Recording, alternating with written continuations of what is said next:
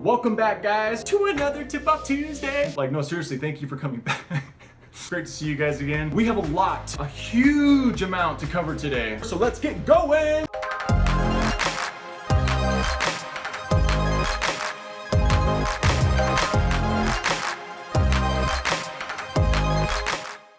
Okay, so today we're going back to the basics. Basics of what? Well, the basics of charcoal drawing.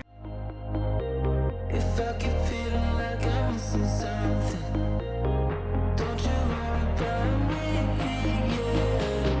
Don't you worry about me. Got no money on my mind, tell my mommy I'm alright. Even laughing at the jokes you tell me.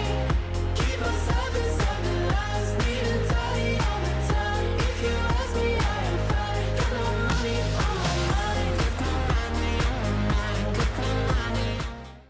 Yes, we'll be going over basic geometric shapes, then we will cover light source, and then finally we'll be covering shading. Just stick with me, guys. Don't worry, it's going to be incredible. Yes, you ready? Cool, me too, let go. All right, guys, now as I am taking you through this demonstration, there are a couple key points that I want you to keep in mind. Those key points are, where does the light fall? The reason why you want to keep this in mind is because realism, people. It doesn't matter if the light is coming from upper right, upper left, top, down below. Always keep that set point in mind as you're progressing through your piece. Next key point. Now I'm going to be teaching you guys my technique, and in my technique, I use multiple layers of charcoal. And the reason why I do this is because multiple layers will give you depth. Much like painters do, they'll start with the bottom layer first, and then they'll layer on top of that. And what that does is, like, say for example, if we're talking about a landscape, you start with the mountains in the background first, and then you have trees, and then you might do a pond or something like that as your last layer. And what that does is that gives you depth from the pond being very close to the mountain being far away. Art in general is very much like that, even if you're drawing animals.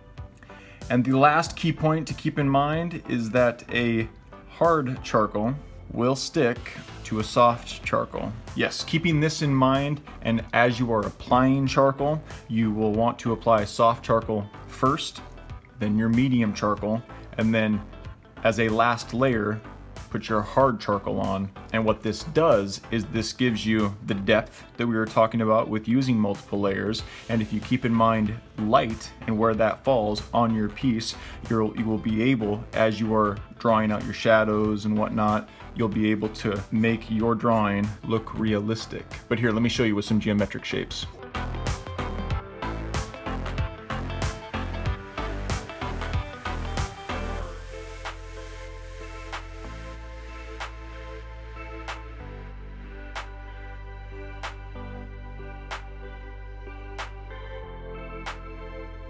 Okay, so that's our first layer of charcoal. Based on our light point here, I have shaded the sides of these two shapes, this cube here and this cone here, the two sides that I know for a fact are going to be extremely dark. So with this being the first layer, now what I'm going to do is I'm going to go in with the brush and I'm going to soften it up, and then I'm going to come in with another layer of medium. Let me show you.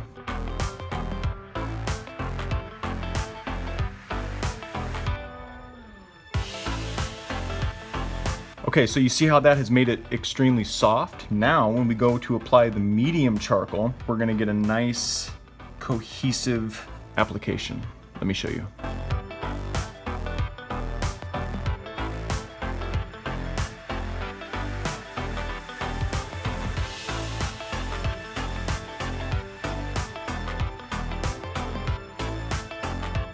Okay, so same thing, we're gonna go in with the brush and we're gonna soften up the medium layer as well.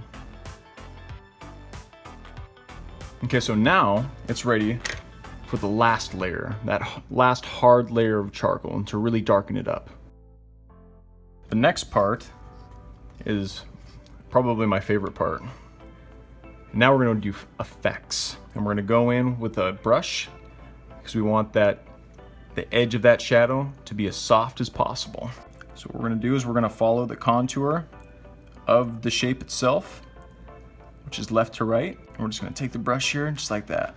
We're going to just pull it. It's nice and soft. You don't have to do this too hard. Just barely touch it, just like that. And that's the effect that you'll get. You know, if you pull too much charcoal, if you don't like the way that edge looks, don't worry about it. You can go ahead and you can add more charcoal and you can pull it over till your desired effect. You have to remember this cone is round. The closer we go to the top, the more tight we make those fluffs up. An up angle to showcase that geometric shape that this cone is. And then with the cube here, this is where it gets a little tricky. So now remember how I showed you to always keep that light point in mind? Well, here's this light and it's casting across these shapes. As you can see, I've put the cube a little bit behind the cone. So the cone is actually in between our light point and where it sits back here. So what that means is that both of these shapes are going to be casting shadow. And I did this on purpose to show you this point. So what we're going to do is we're going to keep that light point in mind, and all the while, what we're going to do is we're going to draw out where a shadow would be cast by both of these shapes. And I'll show you how to do that.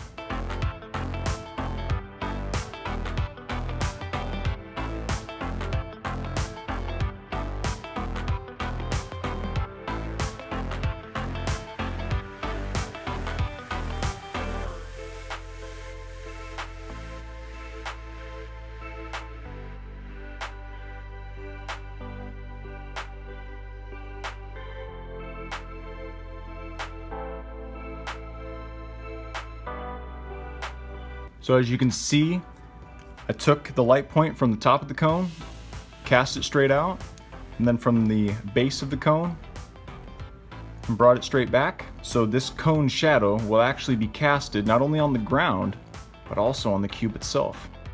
In the world of creation, the faster you can do something while not having to sacrifice on quality, the better.